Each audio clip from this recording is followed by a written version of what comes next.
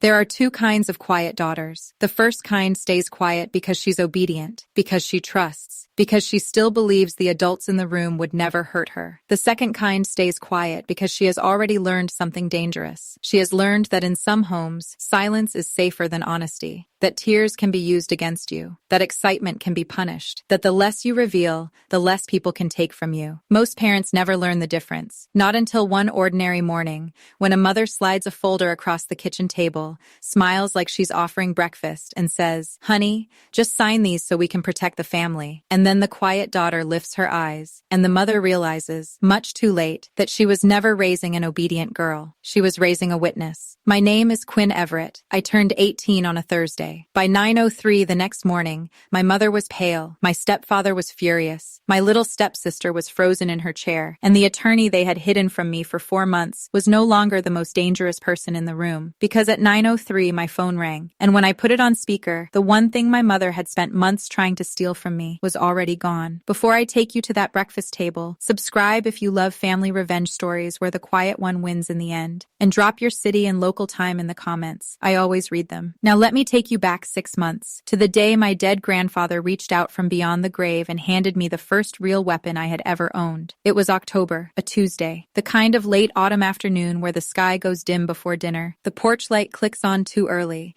and the whole house feels like it's exhaling into winter. I was cleaning my room, not because I wanted to, because my mother liked order when she felt out of control, and if she was tense, the rest of us had to become neat in self-defense. On the top shelf of my bookcase sat an old cedar box. My grandfather Harold had given it to me on my 17th birthday. It was the last gift he ever placed in my hands himself. I remember the way he gave it to me, not with ceremony, not with some dramatic speech. He just smiled, pressed it into my hands, and said, "For your treasures, Peanut." Back then, I thought he meant keepsakes, photos, letters, little things that mattered only because they were mine. I hadn't opened it in months, but that afternoon, while sorting old notebooks and sweaters that no longer fit, I pulled it down and brushed a thin layer of dust off the lid. The hinges made the softest whisper when I opened it. Inside was exactly what I remembered. A pressed maple leaf from the yard behind Grandpa's farmhouse, an anniversary photo of my grandparents, leaning into each other like they shared one private joke nobody else would ever understand, and an envelope, white, sealed, heavy.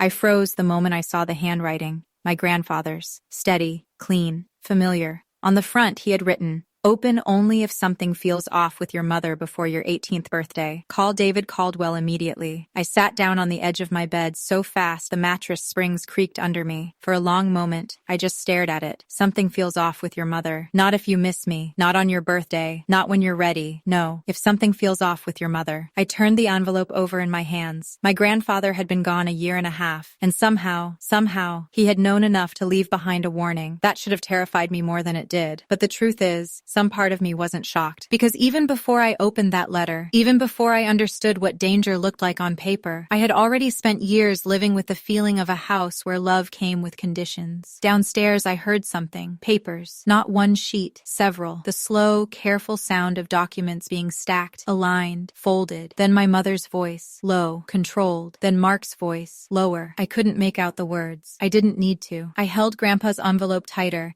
then placed it back inside the cedar box and closed the lid. I told myself not tonight. I told myself I was overthinking. I told myself if it mattered that much, I would open it soon. Then I went downstairs, poured a glass of water, and walked into the kitchen like I hadn't heard anything at all. My mother stood at the counter in one of her soft cream sweaters, a half smile already fixed on her face. Mark stood beside her, one hand flat on the table. There was no paperwork visible. Of course there wasn't. My mother looked at me and said, "Still awake?" I lifted the glass. "Thirsty," she smiled. "Don't stay up too late." And that was it. Nothing dramatic, no confrontation, no confession, just a normal Tuesday night in a house where the truth had already started moving under the floorboards. Looking back, that unopened envelope was the first warning, the first proof that somebody before me had seen what I was refusing to name. At the time, I didn't know it yet, but my grandfather hadn't left me a keepsake. He had left me an exit. My father died when I was 10. His name was Gregory Everett. He drove a silver Ford Ranger, drank diner coffee that was always too hot,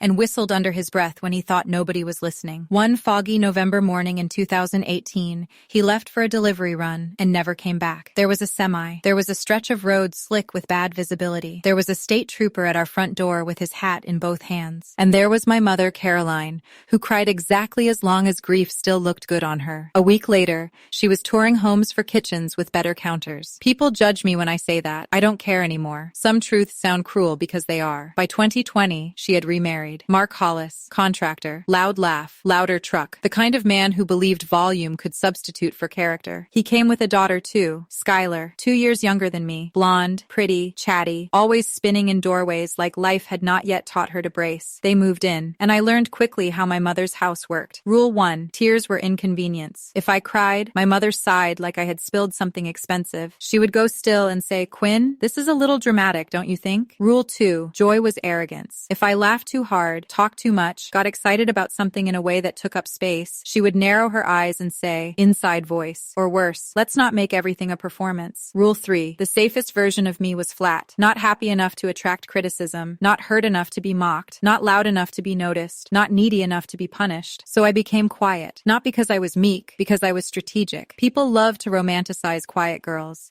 They imagine sweetness, submission, good manners. But some quiet girls aren't peaceful. Some are simply collecting evidence. By 12, I had already learned the cost of emotional honesty in my house. So I spent my real feelings elsewhere. On my grandmother Margaret's porch, shelling peas while she told stories about being young and impossible. In Grandpa Harold's tomato rows under July heat. Inside library books where girls were allowed to feel things openly and still be loved afterward. My mother thought my silence meant trust. It didn't. It meant I had stopped handing her anything she could turn into a weapon. That was the version of me she knew. The quiet daughter, the agreeable daughter, the one who listened more than she spoke, the one who never made scenes. What she didn't realize was that quiet and unaware are not the same thing. And by the time she found that out, it was already too late. My grandmother Margaret died when I was 14, breast cancer. She fought it once, won for a while, then lost the rematch. The afternoon she died, she squeezed my hand and whispered, "You are a good girl, Quinn. Don't let anyone edit that." I held it together in the hospital. I didn't cry until I was in Grandpa's Buick, seatbelt on, palms over my face, breaking apart in the passenger seat. Grandpa didn't tell me to calm down, didn't tell me to breathe, didn't tell me not to upset myself. He just sat there, one hand on the steering wheel, and said, "Let it out, Peanut. Nobody dies from crying." That sentence stayed with me, because in my mother's world, feelings always came with punishment. In my grandparents' world, feelings just passed through you like weather. Grandpa lasted 2 more years after Grandma. He got quieter, thinner, slower. The summer I was 16, I spent most of July and August at his farmhouse. I made his breakfast, read aloud from old mystery novels, watered the tomatoes, learned exactly how much salt he liked on eggs, and how he pretended not to notice when I overbuttered the toast. He died in September. Heart, 78 years old. At the funeral, my mother wore navy and cried in perfect moderation. Not too much, not too little. Enough to be admired for grief, not disfigured by it. Mark stood in the back checking his phone like he had somewhere more important to be. 2 weeks later, the will was read. That was the day the room changed. My name was on a trust, a real one. Blue chip shares, cash, proceeds from land Grandpa had sold in Bucks County years earlier. The total value was a little over $680,000. I remember the shift in Mark's face before I even understood the number. His jaw loosened. My mother went completely still. The terms were simple. The trust belonged to me. I was the sole beneficiary. I couldn't touch the principal until my 18th birthday. Then full beneficial control transferred. The trustee named on the documents was David Caldwell, Grandpa's attorney of 30 years. Tucked into the folder was a handwritten note in Grandpa's script. "Your choice, your life. Love, Grandpa." Those 6 words changed the temperature of my mother's eyes. She didn't look proud. She didn't look emotional. She looked mathematical. That was the first time I realized money could make a person reveal their true religion. And my mother worshipped access. After the will reading, she hugged me too tightly in the parking lot and said, "Your grandfather just wanted to make sure you were taken care of." But it wasn't comfort in her voice. It was possession. Like she was already trying to figure out how to put her hand on something that wasn't hers. I didn't know the plan yet. I just knew that my mother had started saying one sentence over and over again. "We'll talk about it closer to your birthday. Closer to your birthday. Not if, not maybe, not when you're ready. Closer to your birthday." Like a dentist appointment. Like a deadline. Like she was waiting for a date on the calendar more than celebrating a day in my life. And once you hear a sentence too many times,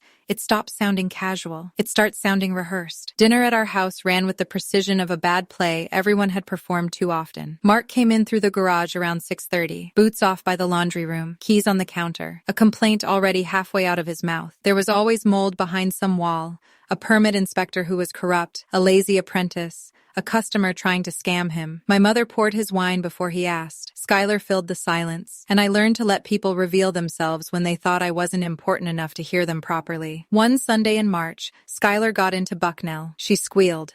Mark stood up and raised his glass. My mother touched her wrist like this was a scene she wanted framed forever. "That's my girl," Mark said. Skylar glowed. Then my mother said, "We'll figure out the rest. Don't you worry." I was cutting my chicken. I said evenly, "I got my Penn State acceptance yesterday, main campus." The room changed for exactly 1 second. Then my mother smiled the way women smile in fundraising brochures. "That's wonderful, sweetheart." Mark took a sip of wine and said, "College is a racket. Real money's in the trades." He didn't look at me when he said it. My mother looked at me with that careful brightness and added, "We'll talk about your future closer to your birthday." There it was again. Closer to your birthday.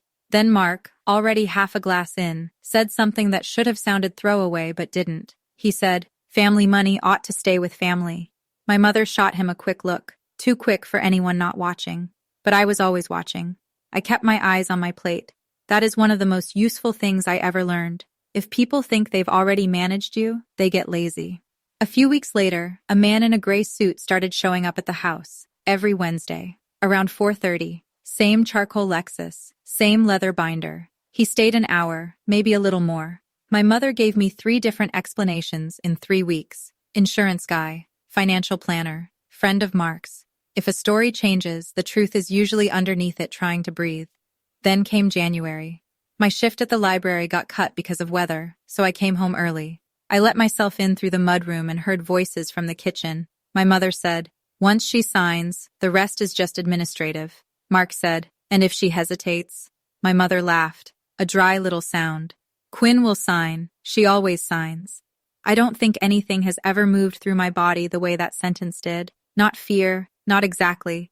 Recognition. Like hearing someone confirm out loud that they have mistaken your silence for weakness. I made noise before entering, opened the door hard, called out that I was home. By the time I stepped into the kitchen, the table was clear. My mother smiled. "Snow day? Want cocoa?" I said yes, because when somebody thinks they're manipulating you, the most dangerous thing you can do is let them keep believing it. On the counter, under the edge of her purse, I saw the corner of an embossed folder. The letterhead read, "Briggs & Associates, Family Wealth Planning." That same afternoon, Skylar wandered into the kitchen, saw the folder, and blurted out, "Is that about Quinn's money?" Mark snapped, "Sky, upstairs." My mother handed me cocoa and called me a good girl. I took the mug, thanked her, and went upstairs with both hands steady. That was the moment I stopped wondering if something was wrong. I knew. I just didn't know how bad. Not yet. I opened Grandpa's envelope on a Friday. Not at home. At Willow Creek Park, on a bench so cold it burned through my jeans. The swings were empty. The clouds hung low. The whole afternoon looked like wet concrete. I slit the envelope carefully with my thumbnail. Inside was 1 page. His handwriting filled it. "Quinn, if you're reading this, then something has gone wrong with your mother, and I'm sorrier for that than I know how to say. I did not want to poison you against her while I was alive. I hoped I was wrong. But hope is not a plan, and I would not leave you unprotected. David Caldwell has been my attorney for 30 years. He knows everything relevant. He will help you. You have the right to protect yourself. You have the right to choose, and I believe you will choose well. Love, Grandpa." At the bottom was a phone number, area code 71C. I stared at it for a long time. Then I called. A receptionist answered first. Warm voice, professional. When I gave my name, there was the briefest silence. Then she transferred me. A man came on the line, older voice, calm, clean, measured. "Quinn," he said, "this is David Caldwell. I've been expecting your call." I can't explain why that almost undid me. Maybe because nobody had been expecting me. Not really. Not in the way that implies they are ready for your truth. I asked if we could meet. He said yes immediately. Then he said something that would become the rule guiding everything after that. "Do not change anything at home."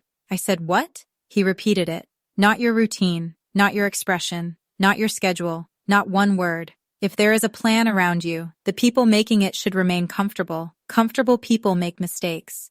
That was the first time anyone had spoken to me like I was capable, not fragile, not a child to shield, a person to brief. And I realized, sitting on that freezing park bench with my dead grandfather's letter open in my lap, that love can look like protection even after someone is gone. Caldwell's office was above a brick storefront on Prince Street in Lancaster. Second floor, faded carpet, shelves of statute books, a banker's lamp on the desk, a potted plant that looked only partially committed to survival. He stood when I walked in, older than I expected, white hair, kind face, suit that had probably outlived 3 presidents. He offered tea. I asked for water. Then he explained my life to me in legal language translated into plain English. The trust Grandpa created would transfer fully to me at midnight on my 18th birthday. At that point, I had options. I could keep the existing structure, dissolve it, or move the assets into a new, stronger structure designed to protect me from pressure. He recommended a new, irrevocable trust with an independent corporate trustee.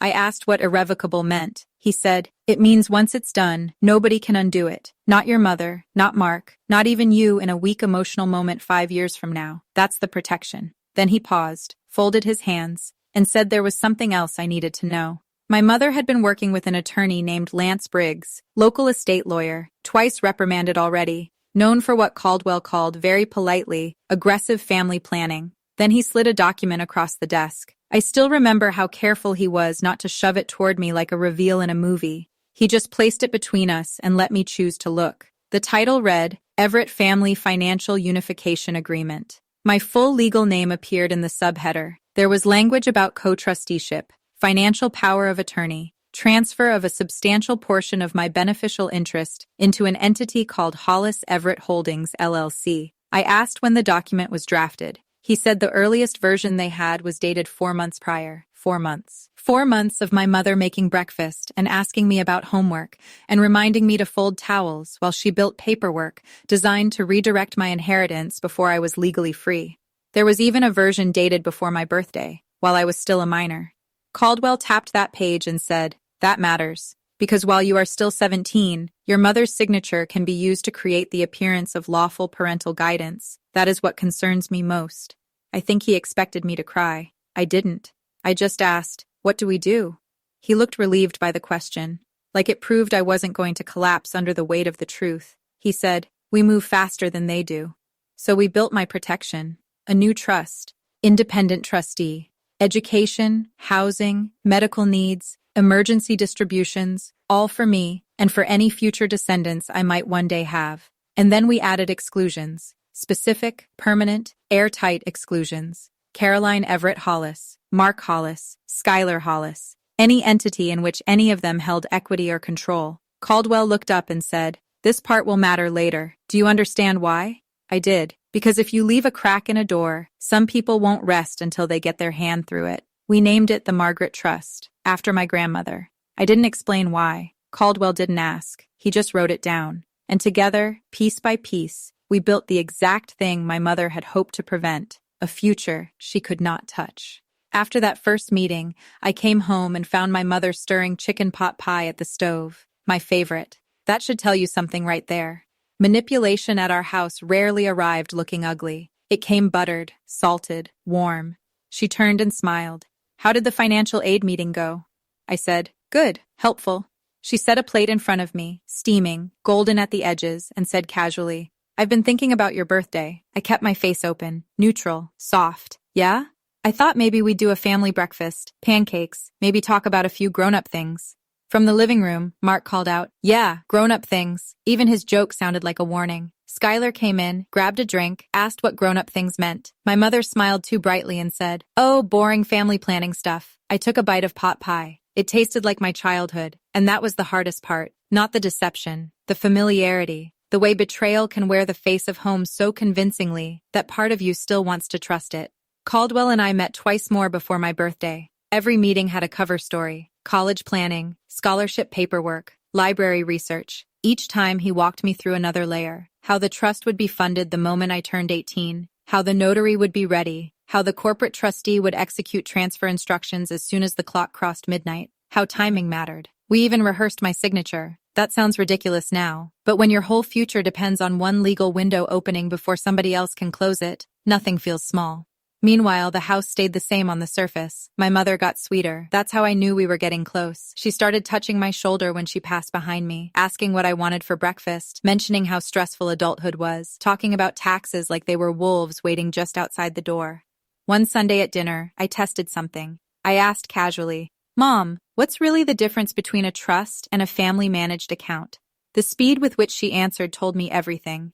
"Oh, sweetheart, trusts are so rigid. Family-managed structures are more flexible and more personal." Mark jumped in. "Yeah, lawyers and corporate people eat your money alive."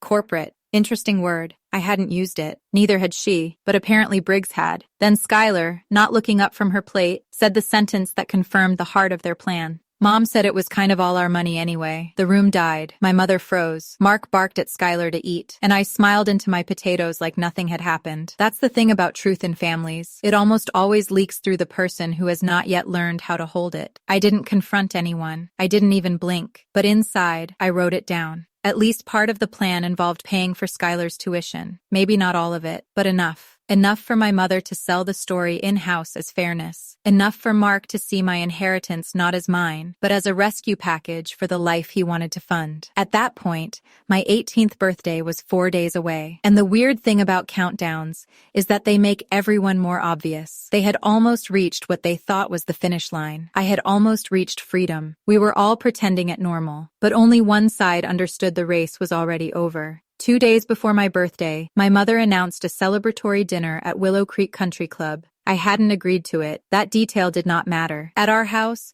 plans that made my mother look good were treated as consensus by default. The private room was green wallpaper, polished silver, chandelier too large for the ceiling. 15 guests, church people, neighbors, Mark's business partner Ron, my mother's charity friend Donna, Pastor Lowry and his wife Mary. I wore the dress my grandmother had once said made me look like someone with excellent posture and dangerous opinions. That made me smile in the mirror before we left. Dinner moved in courses: soup, salad, chicken, toasts. Then dessert arrived and my mother stood, tapped her glass lightly, smiled at the room. She said, "I'd like to toast my brave girl, who is going to make such smart decisions tomorrow." Tomorrow. Not this year. Not this chapter. Tomorrow. Every glass lifted. I lifted mine too. Across the room, at a table for one, sat a man in a navy blazer with a leather briefcase by his chair. Mid-50s, thinning hair, professional smile that never touched his eyes. He looked up at Mark. Mark gave him the smallest nod. The man returned it. I didn't know his face yet, but I knew instantly who he had to be. Lance Briggs. Even there, even at my birthday dinner, like a vulture checking weather conditions before descent. I took a sip of wine and smiled when people congratulated me. Inside, I was ice. That was the night I fully understood something that I think a lot of kids raised in manipulative homes understand too late. When control is the goal, celebration is often just camouflage. My mother wasn't honoring me. She was staging optics. If I signed the next morning, this dinner would become retroactive proof that everything had been loving, family-centered, supportive. If I refused, she would have witnesses already primed to believe I had blindsided a devoted mother. That's how people like her operate. They don't just prepare the act, they prepare the audience. I smiled all through dessert. I thanked people. I hugged Donna. Let Pastor Lowry bless me. Let Mary tell me my grandparents would be proud. And in the back of my mind, I repeated my grandfather's 6 words. Your choice, your life. That sentence was becoming armor. On the night of my birthday, I locked my bedroom door at 11:47 p.m. I wore gray pajama pants and a soft long-sleeve shirt. Nothing ceremonial. I didn't want the moment to belong to some imagined future version of me. I wanted it to belong to the girl who had survived that house exactly as she was. At 11:52, Caldwell joined the video call. At 11:54, a representative from Midland Trust Services joined. At 11:56, the online notary came on and verified my ID. The documents were open on my laptop. My room was quiet except for the hum of the vent and my own breathing. 11:59:40, 11:59:55. The cursor blinked in the signature line. Midnight. 1 second. I signed. Quinn Marie Everett. Every letter deliberate. The notary confirmed identity and execution. Midland confirmed receipt of authorization. At 12:04 a.m., the wire was acknowledged. The assets landed. The Margaret Trust was fully funded. Irrevocable. Protected. Mine. Caldwell looked into the camera and said, "Happy birthday, Ms. Everett. The world is now legally harder to steal from you." I laughed then. The first genuine laugh I'd had in days. Not because it was funny, because I could finally breathe. He scheduled a call for 9 o'clock the next morning, told me to sleep if I could, then everyone disconnected. The room went quiet again. Downstairs, I heard the refrigerator hum in the dark house. That same house, same walls, same stairs, same people asleep below me. And yet nothing was the same anymore. I lay down, and for the first time in 6 months, I slept without rehearsing disaster. But here's the thing. Winning legally at 12:04 a.m. does not mean the emotional part is over, because I still had to walk downstairs in the morning. I still had to sit across from the woman who had raised me and let her make her move, and she still thought I was going to sign. I woke before my alarm, showered, dried my hair halfway, put on jeans, a butter-colored cardigan, and my grandmother's gold studs. No makeup, no armor, except composure. When I reached the kitchen at 7:45, it smelled like pancakes. My mother was at the stove in a pink robe, glowing with fake tenderness. Mark sat at the table in a polo shirt, already caffeinated and self-satisfied. Skylar sat in pajamas, scrolling her phone. And on the table to the right of my mother's plate sat a manila folder. Not hidden, not even pretending to be hidden, just waiting. My mother turned and spread her arms. "There's my birthday girl." She hugged me. 3 seconds longer than normal. That alone told me she was nervous. People trying to manipulate you always overperform warmth right before the ask. We did candles, 3 thin ones stuck into the pancake stack. I made a wish. Not for money, not for revenge. Just this. Let Grandpa know I listened. I blew them out. We ate for maybe 2 minutes. Then my mother folded her hands and used her softest voice. "Honey, now that you're 18, there's something we should talk through. Just some smart planning around the money your grandfather left." I set my fork down. "Okay." She slid the folder toward me. "Nothing scary, just family paperwork. We want to make sure everyone is protected." Everyone. Interesting word choice for something that was allegedly mine. I opened the folder. The title page read exactly what Caldwell had shown me. Everett Family Financial Unification Agreement. There was my name. There was Caroline Everett Hollis. There was Mark J. Hollis. There were signature tabs already marked. I turned the pages slowly, not skimming, reading. And because I read carefully, the room began to crack. At the 2-minute mark, my mother started tapping her mug. At the 4-minute mark, Mark leaned back and said, "You don't need to read every line." I kept going. Page 5, transfer language. Page 7, control language. Page 9, tuition language that included Skylar. There it was, in writing. Not speculation, not suspicion, not family tone. Ink. I closed the folder gently and said, "What is Hollis Everett Holdings?" My mother smiled too quickly. "Oh, that's just a family entity for tax flexibility." "When was it created?" "I don't remember exactly." Mark cut in. "Quinn, stop getting stuck in legal wording. Just sign the flagged pages." I looked at him, calmly, and said, "How long have you known Lance Briggs?" The effect of his attorney's name landing in that kitchen was immediate. My mother's smile failed first. Mark's jaw clenched. Skylar looked up. My mother said too fast, "Sweetheart, we haven't even mentioned the attorney's name yet." I folded my hands. I noticed. Then I flipped to the footer and said, "This version was generated 4 months ago." My mother reached for composure. "Law firms keep templates, honey." I pointed at my middle name in the subheader. "Templates don't include Quinn Marie Everett." That was the first real crack in her face. The performance had begun to collapse. Mark's voice went flat. "Sign the pages." Not warm now, not fatherly, not pretending. A command. I looked at him for a long moment and said, "I'd feel more comfortable if our family attorney explained it to me first." I said "our" on purpose, very gently. My mother's eyes flicked. "We don't need Caldwell for this," she said. And there it was. A name I had never said in that house. Not once. I tilted my head slightly and asked, "Mom, how do you know our family attorney is David Caldwell?" Silence. The kitchen fell so quiet I could hear the refrigerator cycle off. My mother tried 3 expressions in under 2 seconds. Confusion, hurt, improvised innocence. "Your grandfather might have mentioned him years ago," she said. "He didn't," I replied. "Not to me, not in this house." Skylar whispered, "Who's Caldwell?" Mark snapped at her to stay out of it, and that's when my phone lit up on the table. 9:03 a.m. David Caldwell, Esquire. My mother actually lost color, not a metaphor. She went pale. Mark half rose from his chair. "Don't answer that," he said. I looked at him, then at my mother, then at the folder, and I said, "I think I will." I hit accept, speaker, placed the phone between the syrup and the documents. "Good morning, Mr. Caldwell. You're on speaker." I'm at the kitchen table with my mother, Mark Hollis, and Skylar. His voice came through perfectly calm. "Good morning, Quinn. Happy birthday. I hope I'm not interrupting breakfast." "No," I said. "We were just discussing money." Excellent timing then. You know those moments in life when time doesn't stop, but it gets sharper? That was one of them. Caldwell said, clear and measured, I'm calling to confirm that the transfer of assets into the Margaret Trust was completed successfully at 12:04 a.m. this morning. The trust is fully funded. The trustee is Midland Trust Services. The transfer is legally irrevocable. My mother's fork slipped from her hand and hit the plate. Mark stared. Schuyler whispered, what does that mean? Caldwell answered her directly. It means the funds your grandparents left Quinn are now protected by an independent trust structure that benefits Quinn and Quinn alone. They cannot be redirected, assigned, or accessed by anyone else. Mark stood up fully then. What trust? Caldwell didn't even raise his tone. The Margaret Trust, Mr. Hollis, executed last night upon Quinn reaching the age of majority. My mother turned to me. You did this? I met her eyes. Yes. There are moments you imagine for years and still aren't prepared for. I thought I would feel triumphant. I didn't. I felt still, like a room after a storm when the damage is visible but the wind is finally gone.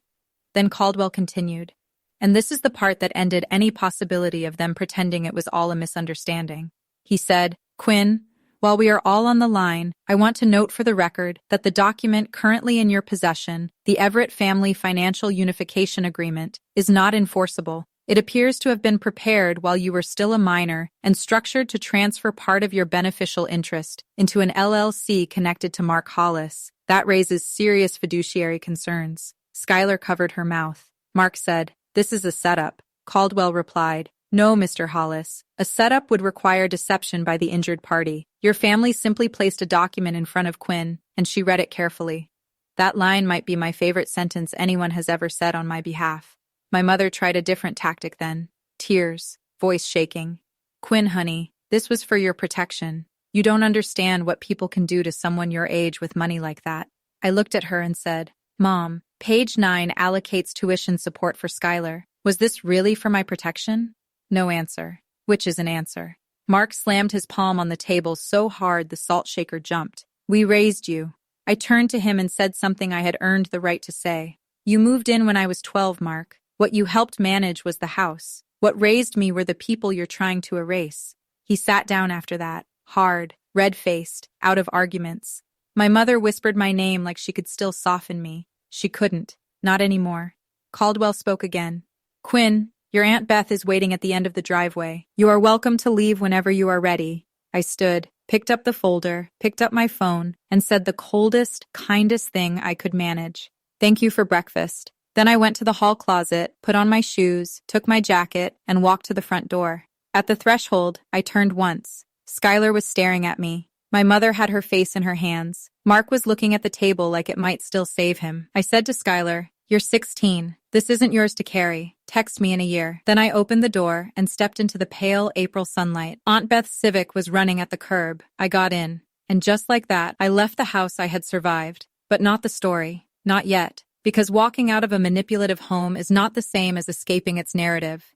And my mother was about to discover that in a small town, shame travels faster than spin. Aunt Beth lived in Squirrel Hill, in a second-floor apartment full of books, tea, and unapologetic honesty. She had a gray cat named Walter, and the kind of couch that made you feel forgiven the moment you sat down. The second we got there, she took my phone from my hand, looked at the screen, and whistled. 47 missed calls. Dozens of texts. My mother, Pastor Lowry, Donna, neighbors, people who had never once checked on me suddenly very eager to defend my mother's heartbreak. Beth handed the phone back and said, block first, process later. So I did. 12 numbers in a row, then airplane mode, then a shower so long it felt like I was trying to rinse off an entire house. I slept 10 hours. When I woke, the story had already started spreading. And here's the thing about towns like Willow Creek. They do not need facts to form opinions. They need tone, timing. A woman crying in church. My mother went to First Methodist that Sunday in navy blue and told the prayer circle her daughter had left home in confusion. But the problem with carefully managed narratives is that they collapse when too many people heard the setup in real time. Mary Lowry had been at the country club dinner. She had heard my mother say I would be making smart decisions tomorrow. She had seen Mark's face when things went wrong. She was not buying confusion. Within a week, my mother was quietly asked to step back from a church committee. Donna stopped calling. Pastor Lowry got measured. People get very polite right before they stop believing you. At Skylar's school, somebody found an article online about parents trying to control inheritance and shared it with commentary attached. Not my doing. I never posted, I never tweeted, I didn't need to. The truth has a way of attracting its own witnesses once it starts breathing in public. Mark's problems got practical fast. He had apparently been leaning on debt harder than anyone knew. Truck payments behind, equipment loans behind, a second mortgage entangled with the house. And though I didn't know this until later, he had been counting on family capital to steady everything, meaning me, meaning my money, meaning he had already spent, in his mind, part of something that had never belonged to him. When that access disappeared, the structure underneath him started cracking. A bank called in past due amounts. A tow truck reclaimed equipment. One of his crews quit. By May, he was out of the house. My mother, who had helped architect the plan, pivoted instantly into separation strategy. That did not surprise me. People who treat relationships as leverage rarely stay loyal when leverage vanishes. Skylar lost Bucknell. Or rather, Bucknell lost the version of her life that had been promised with my money. She deferred, then rerouted, and the only person in that family I ever truly felt for was her.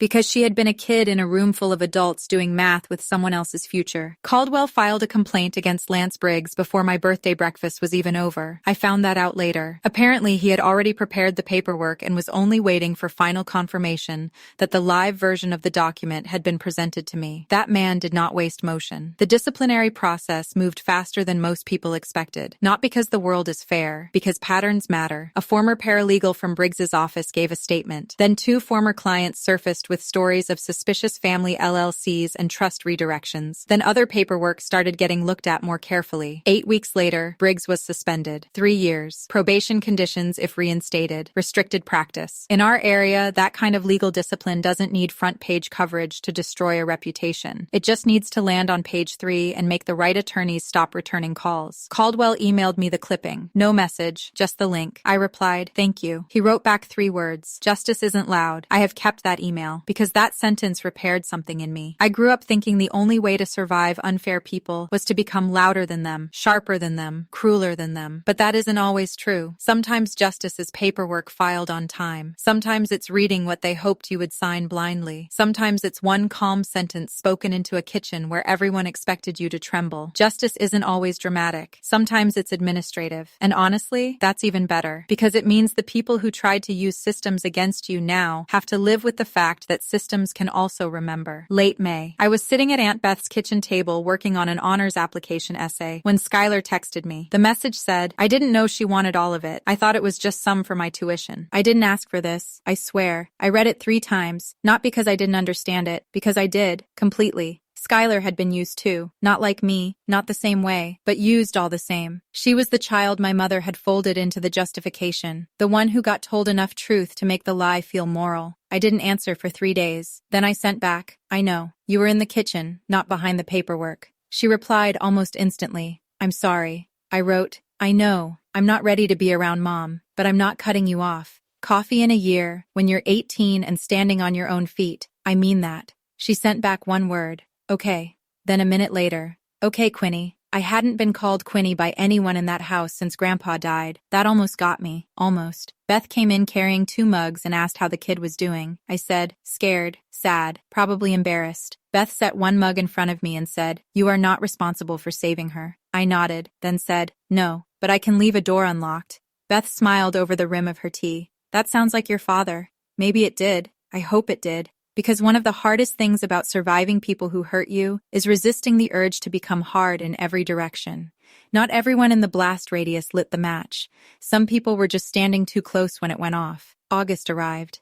Penn State packet, room assignment, meal plan nonsense, lists of what to bring and what not to bring and how not to overload your outlets. Beth drove me to campus. The trunk was full of practical things and emotional relics. Quilts, books, a desk lamp that used to sit by Grandpa's recliner, the cedar box padded carefully. Grandpa's letter rode in the glove compartment. I liked knowing it was near me. My roommate was Maya, Philadelphia, loud laugh, sunflower sheets, hugged me within 60 seconds of meeting me and said, "You look like someone who either loves philosophy or has trust issues." I said, "Both." She said, "Great, we'll get along."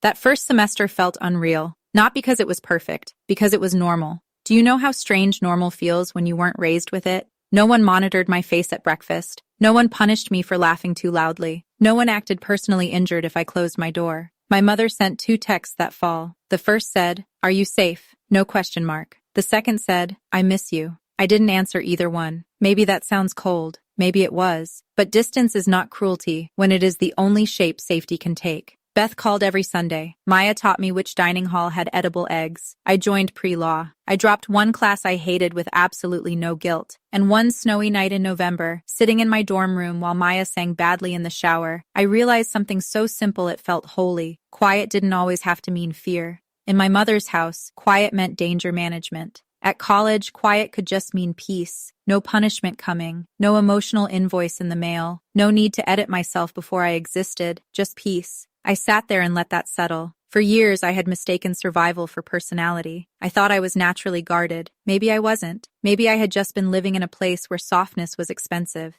On the first anniversary of my 18th birthday, I was in the library.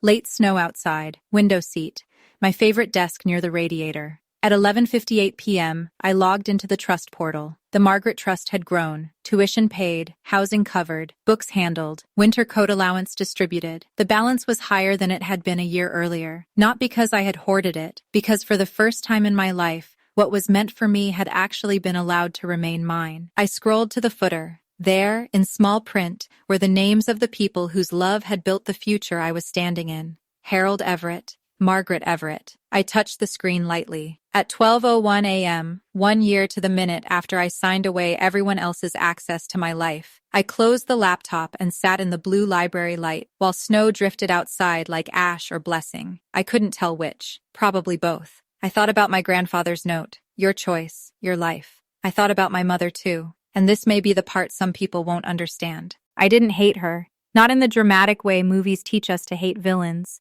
I didn't wish for ruin. I didn't want revenge anymore. What I wanted was distance, clarity, and a life that did not require her approval to feel real. That's a deeper kind of freedom. Skylar had texted me earlier that day, a picture of her dorm room. Caption, "Coffee in May?" I replied, "Yes, I'll drive." Then I packed up my notes, stood, and walked out into the cold. The snow touched my face. I breathed in. And for the first time, the future didn't feel like something I had to defend. It felt like something I was finally allowed to have. If you made it this far, thank you. Some of you didn't just listen to this story. You recognized pieces of your own. The family that called control love, the parent who mistook obedience for trust, the years of being quiet because speaking cost too much. So tell me in one word down in the comments, what would you have done at 12:01? Signed? Waited? Walked? I read the comments, I really do. And if you want the next chapter, the one where my aunt finally tells me what really happened the night my father tried to change his will before he died, that's the story after this one. Because the truth is, my 18th birthday wasn't the beginning. It was just the first time I stopped being the quiet daughter they thought they knew, and started becoming the woman they could no longer control.